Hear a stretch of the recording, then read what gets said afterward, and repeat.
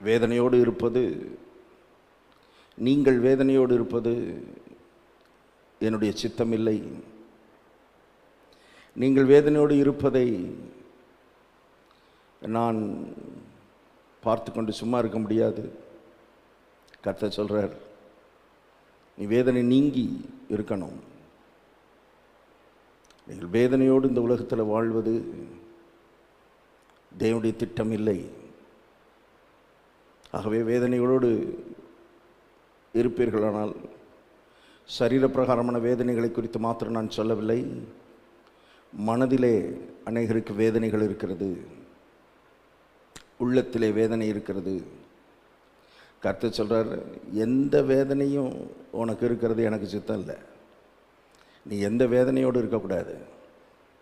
வேதனை நீங்கி சுகமாயிரு. கர்த்தர் இந்த காலையிலே உங்கள் எல்லாரையும் பார்த்தா தான்